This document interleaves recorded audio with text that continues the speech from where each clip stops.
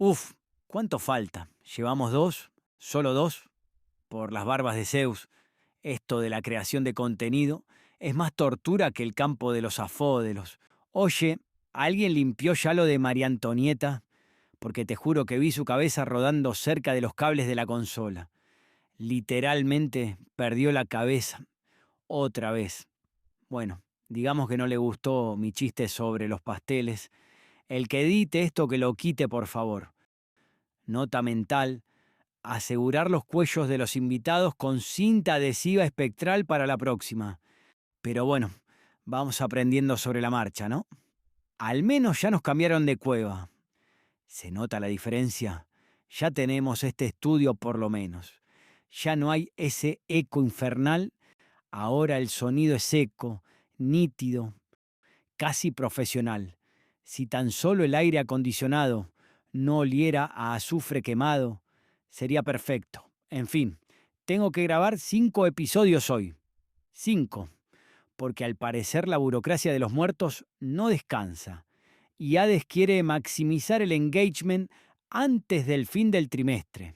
Pero el show debe continuar. ¿Quién sigue? Ah, sí, el primer cuervo deprimido que alguien asegure bien los cables y mantengan los legos de los cuervos.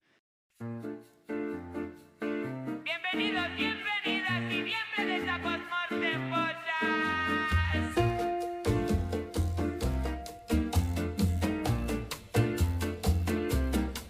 Ellos creían que podían irse sin dejar rastro. Ja. Nosotros los tenemos aquí, listos para contarte que salió mal, con toda la sinceridad que solo la muerte puede dar. Prepárense, secretos, errores épicos, un poquito de caos y mucha, pero mucha diversión.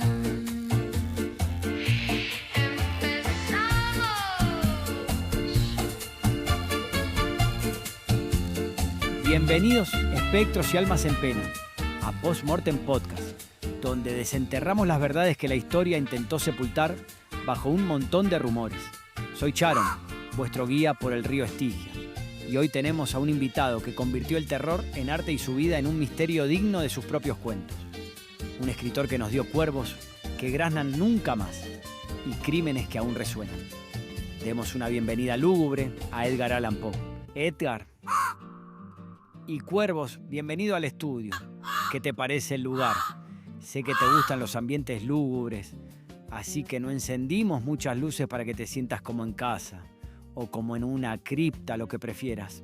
Charon, agradezco la penumbra. La luz es agresiva para aquellos que han pasado tanto tiempo contemplando el abismo, aunque debo decir que el olor a azufre me recuerda un poco a las tabernas de Baltimore, un martes por la noche. Tiene ese aroma a desesperación y a humedad barata. Me siento extrañamente cómodo. Genial, desesperación y humedad barata.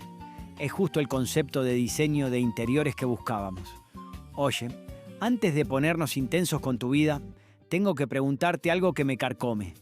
Has estado observando el mundo de los vivos últimamente, ¿verdad? Desde las sombras. Sí. ¿Qué opinas de tus fans modernos? Los góticos, los emos, los darks. Ya sabes, mucha ropa negra, delineador corrido, actitud de nadie me comprende. Básicamente, tú eres su santo patrono. Tienen camisetas con tu cara. Los he visto.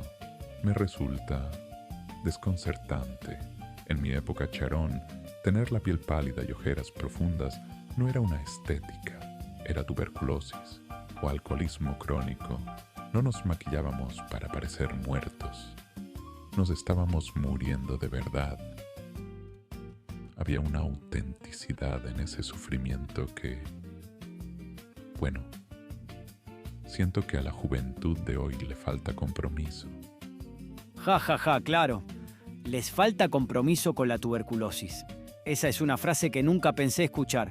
Pero bueno, ahora es moda, Ed. Es vintage. aunque admito que ver a gente sana fingiendo estar tísica es un poco insultante para los que de verdad tosearon sangre, ¿no? Es una burla a la tragedia, pero supongo que la imitación es la forma más sincera de adulación o de falta de imaginación, aunque debo admitir que me gusta esa música que escuchan. Tienen un grupo, ¿cómo se llaman? My Chemical Romance. Sí, Gerard Way. Ese joven entiende el dramatismo. Si hubiera nacido en 1840, habríamos sido grandes amigos, o enemigos mortales, probablemente enemigos. No me gusta compartir la atención en el departamento de poeta torturado. Justo, el mercado de la tristeza es muy competitivo. Oye, y hablando de competencia, tengo que tocar el tema. El Cuervo, de Raven. Sabía que ibas a mencionar al maldito pájaro. Es que es tu hit, es tu Despacito. No puedes venir aquí y no hablar del Cuervo, pero dime la verdad. Aquí entre nos, ¿te arrepientes de haberlo escrito? Porque sé que te pagaron una miseria y luego todo el mundo te pedía que lo recitaras en las fiestas. Me pagaron $9, Sharon. $9. Y sí, se convirtió en mi maldición. Iba a una cena buscando una copa de vino y una conversación intelectual sobre el cosmos, y alguien gritaba: «Hey, Eddie, hazlo del pájaro, di nunca más». Era humillante. Me sentía como un bufón de feria. Imagina escribir ensayos complejos sobre el universo y que solo te recuerden por un ave con vocabulario limitado. Te entiendo, amigo. A mí todo el mundo me pide que diga una moneda para el barquero. Y es como, amigo, tengo Venmo, actualízate. Pero bueno, ya que estamos en confianza y antes de entrar en los detalles escabrosos de tu biografía, ¿esos cuervos que están allá afuera picoteando los cables de fibra óptica son tuyos? Son mis admiradores. Me siguen. Esperan migajas de mi alma o de mi sándwich. No los controlo, Sharon. Nadie controla a la naturaleza, ni a la muerte, ni al Wi-Fi, por lo que veo en tu cara de estrés. Sí, bueno, esperemos que no corten la transmisión. En fin, Edgar, has pasado a la historia como el maestro del terror, el detective original, el borracho triste. Pero hoy queremos saber qué hay detrás de la leyenda. Queremos conocer al hombre que amó, que perdió y que, al final, se convirtió en un misterio más grande que cualquiera de sus cuentos. Así que dime, antes de Baltimore, antes de la fama y la miseria, ¿quién era realmente Edgar? Nací bajo un aciago cielo el 19 de enero de 1809, en el corazón bullicioso de Boston, un vástago de la estirpe errante de actores, Elizabeth Arnold Poe y David Poe Jr. Mas el destino, con su crueldad inherente, me arrebató su presencia cuando apenas mis ojos habían atisbado 2 inviernos. Aquella pérdida prematura, como un espectro inacible, marcó el funesto preludio de una existencia plagada de sombras y anhelos insatisfechos. Fui acogido por la generosidad, a menudo velada por la distancia, de John y Frances Allan en la lúgubre Richmond, Virginia. A pesar de sus vanos intentos por brindarme un asidero y una educación, mi espíritu jamás encontró cobijo en su opulento mundo. Ni mi alma aceptó del todo la fortuna o el afecto que ofrecían. Mi juventud fue un torbellino de decisiones impetuosas y desgracias, cual presagios de un destino funesto. La prestigiosa Universidad de Virginia me expulsó de su seno, víctima de las deudas de juego, una quimera que me persiguió con saña a lo largo de mis días. Luego, mi efímero paso por la Academia Militar de West Point se desvaneció en el abandono, confirmando que mi espíritu, indomable, no comulgaba con la rigidez de las instituciones. Desde aquel entonces, mi existencia se convirtió en una lucha titánica por subsistir de mi pluma, en una América que, lamentablemente, carecía de leyes robustas para proteger los derechos de autor, condenándome a una precariedad y una pobreza que se aferraron a mí como un sudario. En un acto que muchos juzgaron controvertido, desposé a mi prima Virginia Clem cuando yo contaba con 27 inviernos y ella apenas con 13 primaveras. A pesar de la abismal disparidad de edades, nuestro vínculo fue un abismo de profundidad y su amor, un ancla frágil en la tormenta de mi vida. Sin embargo, la tragedia volvió a golpear mi existencia con su prematura muerte por tuberculosis en 1847. Un golpe del que jamás me recuperé por completo, sumiendo mi ya frágil espíritu en una melancolía y desesperación insondables. A pesar de las adversidades que me acosaron sin tregua, mi mente creativa no conoció fronteras.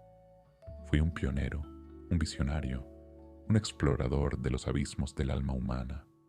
Inventé el relato detectivesco, sentando las bases de un género que hoy conocemos, con mi magistral obra Los crímenes de la calle Morgue, un hito que redefinió la narrativa de misterio y horror. También me aventuré en los reinos de la ciencia ficción con el relato de Arthur Gordon Pym, una odisea que exploró los límites de lo desconocido y lo perturbador. Pero quizás mi legado más imperecedero reside en mi capacidad para insuflar un alma al terror gótico, infundiendo un nuevo nivel de profundidad psicológica y una atmósfera inquietante en obras como La caída de la casa Usher y mi poema más célebre, El Cuervo, un eco lúgubre que resuena en la eternidad. Mis cuentos y poemas, nacidos de la miseria y la desesperación, me hicieron inmortal, trascendiendo las barreras del tiempo y el espacio. De huérfano a genio torturado, eso es un guión que ni tú podrías haber escrito mejor, pero suena a que cada página de tu vida venía con un precio alto. Cada palabra que escribí fue un pedazo de mi alma. Sharon, la tragedia fue mi tinta, pero también mi legado. Ok, maestro del misterio. Ahora que sabemos de dónde vienes, hablemos de cómo te sentiste en ese torbellino. ¿Cómo estás aquí, en el lado más enigmático de la existencia? ¿Y quién eras realmente antes de que la historia te coronara como el poeta maldito? Muerto. Estoy suspendido en un limbo de sombras, Sharon, donde cada nunca más resuena eternamente. Fui Edgar Poe, un huérfano que soñaba con la belleza en un mundo que solo ofrecía miseria. No era el loco que pintan, sino un hombre que veía la verdad en los rincones oscuros. Mis cuentos no eran solo terror, eran lógica, deducción, un grito contra la banalidad. Luché por vivir de mi pluma, un acto de rebeldía en una América que no pagaba a sus escritores. Mi amor por Virginia fue mi luz, su pérdida, mi abismo. La historia me llama genio o depravado, pero yo solo fui un hombre que escribió lo que sentía. Eso es puro pu. Poesía y dolor en cada palabra. Me encanta eso de ver la verdad en las sombras. Suena a que viviste como uno de tus personajes, siempre al borde del abismo. El abismo no solo me miró, Sharon, me abrazó. Y yo le devolví el abrazo con cada cuento que escribí. Hablando de abismos, tu vida tuvo más giros oscuros que uno de tus relatos. ¿Qué salió mal, Edgar? ¿Quién fue el villano de tu historia? ¿Y quiénes quedaron atrapados en el caos? Todo salió mal, Sharon, porque la vida es una tragedia disfrazada de comedia. Perder a mi madre adoptiva, a Virginia. Cada muerte fue un clavo en mi alma. Mi padrastro, John Allan, fue un villano. Me crió sin amor, me desheredó, despreció mi escritura. La sociedad americana, que no pagaba por cuentos, me condenó a la pobreza. Y yo mismo, con mi demonio de la perversidad, caí en el alcohol y el láudano, aunque una copa bastaba para derrumbarme. Mi esposa Virginia sufrió mi inestabilidad. Mi tía María, mi lucha por sobrevivir. La culpa fue compartida. El mundo me dio tragedias y yo respondí con excesos. Vaya, un drama gótico en cada esquina. ¿Cuál dirías que fue tu peor error y cuál fue tu momento de gloria? Ese en el que pensaste, toma mundo, aquí está Poe. Mi peor error fue intentar suicidarme con láudano en 1848. No morí, pero el intento me marcó como débil. También pelearme con editores que podrían haberme dado estabilidad. Mi momento de gloria fue El Cuervo en 1845. Lo publiqué y el mundo lo recitó. Fue mi grito de inmortalidad. Cada verso era un pedazo de mi dolor. El público lo abrazó. Ese poema me hizo eterno, aunque no me dio un centavo. el cuervo como tu bandera. Eso es puro genio. Pero lo del láudano, suena a que jugaste con el fuego de tus propios demonios. Caronte, el fuego era mi santuario, la cuna de mis pensamientos más profundos y el testigo silencioso de mis creaciones. En sus danzas parpadeantes encontraba la inspiración que ninguna musa externa podría ofrecer. Sin su cálido abrazo, ni una sola palabra habría sido escrita, ni una idea habría cobrado forma en el papel. Él era el pulso que daba vida a mis historias, el crisol donde se forjaban mis versos. Su ausencia no solo significaría el silencio de mis manos, sino el desvanecimiento de mi propia esencia como creador. Era, y sigue siendo, mi faro en la oscuridad del lienzo en blanco, el aliento que insufla vida a cada letra. Hablando de fuegos, vamos con los chismes jugosos. Ese matrimonio con Virginia a los 13 años, ¿qué tan cierto es el escándalo? ¿Y los rumores de masonería o tu viaje imaginario a Rusia? ¿Qué secreto guardaste que aún hace temblar a los muertos? Virginia tenía 13 años cuando nos casamos. Yo, 27. No era un secreto, pero la sociedad lo torció hablando de impotencia o complejos. La amé como mi musa, no como los rumores sugieren. Lo de la masonería es una teoría divertida. El barril de amontillado podría ser una crítica a las sociedades secretas, pero nunca fui masón. El viaje a San Petersburgo fue un delirio que inventaron. Nunca salí de América tras mi infancia en Inglaterra. Mi secreto, mi dolor era mi motor. Cada cuento, cada poema era una catarsis. Escribí para exorcizar mis demonios y eso, Sharon, es lo que nadie quiere enfrentar. Mi genio nació de mi sufrimiento. Eso es puro drama literario. Exorcizar demonios con una pluma. Vaya truco. Alguna decisión absurda que te persiga. Algo que incluso aquí te haga pensar, ¿por qué hice eso? Prometer matrimonio a varias mujeres tras la muerte de Virginia fue un disparate. Sarah Helen Whitman, Elmira Shelton.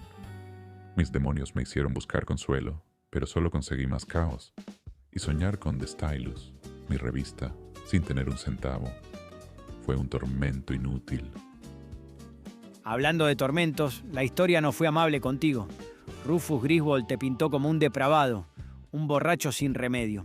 ¿Qué pensaste cuando viste ese retrato? ¿Y qué les dirías a los que te malinterpretan o a los que captan tu esencia? Sharon, ¿sabes? Griswold fue mi verdugo póstumo, mi némesis más allá del velo. Su pluma, más afilada que cualquier daga, se ensañó con mi memoria, convirtiendo mi vida en un grotesco espectáculo. Su obituario venenoso, esa sarta de calumnias, me redujo a un cliché. El artista loco, el borracho desquiciado, el paria.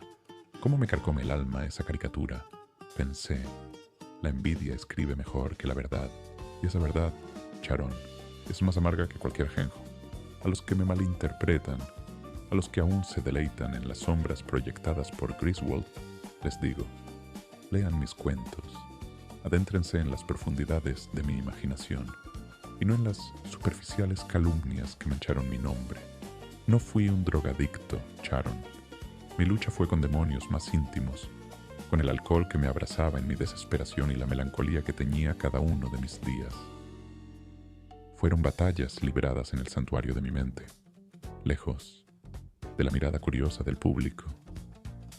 Pero a los que me entienden, a los pocos que han sabido ver más allá del velo de la tragedia, a ustedes les doy las gracias. Gracias por encontrar la lógica en mi terror, por percibir la belleza en mi tristeza, por comprender los matices de mi alma. Si pudiera cambiar algo, Sharon, si el tiempo me concediera un último aliento, habría protegido mi legado con uñas y dientes de las garras de Griswold. Habría desenterrado su fraude y expuesto su malicia para que el mundo conociera la verdad. Pero mi obra, Sharon, mi obra habla por mí. Mis cuentos son mi venganza, mi dulce y perdurable venganza contra la mediocridad, contra la incomprensión, contra aquellos que intentaron sepultarme en el olvido. Mis palabras son mi resurrección, mi voz eterna que se alza desde la tumba para clamar la verdad de un alma atormentada, pero jamás vencida. En cada línea, en cada sombra y en cada ápice de terror está la esencia de lo que fui y lo que siempre seré. Eso es una puñalada literaria a Griswold. Me encanta eso de que tu obra es tu venganza. Si pudieras retroceder, ¿qué más cambiarías para torcerle el brazo a la historia? Habría salvado a Virginia, a mi madre, a Frances. Sus muertes me moldearon, pero también me quebraron. Sin ellas, quizás no sería Poe, pero habría vivido menos atormentado. Última parada, Edgar, y quiero el gran final. ¿Qué mensaje dejas a los vivos que escuchan este podcast? ¿Y alguna advertencia macabra desde el más allá? A los vivos, a aquellos que aún respiran el aliento efímero de la existencia, les imploro que tomen pluma y papel, que dejen que la tinta sea la sangre de su alma, escriban, no con la superficialidad de la razón, sino desde las profundidades abisales de su ser. Busquen la belleza, esa chispa divina que se oculta incluso en la más densa oscuridad, como un diamante negro en el corazón de la noche. No teman adentrarse en los rincones más recónditos de su mente, esos laberintos donde la cordura y la locura danzan en un vals sombrío. La imaginación, la imaginación es su libertad más preciada, el barco que los llevará a costas inexploradas. Y la tristeza, esa compañera silenciosa y melancólica, permítanle ser su musa, la que destile la esencia de sus pesares en versos y relatos. Sin embargo, escuchen mi advertencia, un eco sombrío que resuena desde mi propia tumba. Cuidado con el demonio de la perversidad. Es una fuerza insidiosa, una voz seductora que susurra en los oídos del alma, incitándolos a la autodestrucción. Una obsesión, por más insignificante que parezca al principio, puede convertirse en una garra que los arrastre a la locura, al crimen más atroz, a un abismo donde el eco de sus propios gritos solo responde con un desolador «nunca más». Mi vida, lo confieso, fue un cuento de terror hilado con hilos de desgracia, desilusión y una búsqueda incesante de lo sublime en lo macabro. Pero mi obra, esa herencia de palabras y sombras, es eterna. No dejen que sus propios demonios, esas sombras internas que acechan en el crepúsculo de su conciencia, los silencien. Al contrario, confróntenlos, enfréntenlos en la página en blanco, escríbanlos, exorcícenlos a través de la palabra y conviertan su oscuridad en una luz que perdure más allá de la fugacidad de la vida. Dejen que su voz, aunque esté teñida de melancolía, resuene en la eternidad. Qué manera de cerrar, Edgar. Tu pluma sigue cortando como un péndulo a través del tiempo. Ha sido un honor y un escalofrío tenerte aquí desenterrando tus miedos con nosotros. De verdad, gracias por bajar la temperatura del estudio unos 10 grados. Nos hacía falta. Antes de que Edgar vuelva a su descanso o a su insomnio eterno, le pedimos un favor especial, que nos regale el soundtrack de su existencia post-mortem. Hemos elegido la última pieza de su legado. El enlace para escuchar la canción completa está en la descripción de este episodio. Denle play si se atreven. Y a ustedes, queridos mortales, si esta inmersión en la mente de Poe los dejó con ganas de más, síganos en @postmortempodcast en todas las plataformas. Ahí encontrarán fragmentos exclusivos y podrán susurrarnos sus propias preguntas al vacío. Esto fue Postmortem. Gracias por cruzar con nosotros. Y recuerden que todo cadáver nos recuerda que el terror más profundo no está en las tumbas, sino en las sombras que llevamos dentro. Hasta la próxima evocación.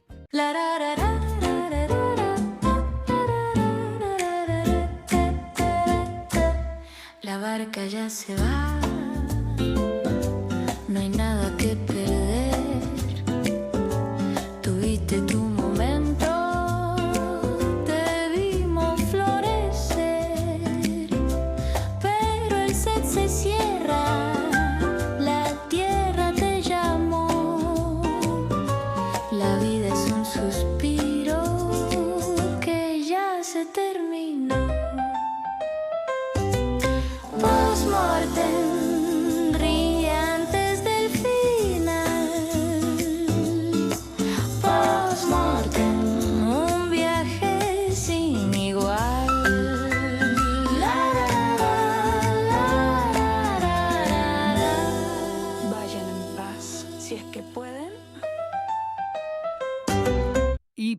corten. Uf, muchas gracias, Edgar. Quedó súper bien, muy darks. A la gente le va a encantar. La oscuridad es el único consuelo. Sí, sí, claro, la oscuridad y todo eso. Oye, por cierto, antes de que te vayas, llévate a tus cuervos, ¿sí? Ese de ahí me está mirando feo y creo que se quiere comer el adaptador HDMI. No son míos, Charon. Pertenecen a la noche. Pues la noche no paga la fianza del equipo técnico, llévaselos. Oye tú, suelta ese cable. ¡Shuf!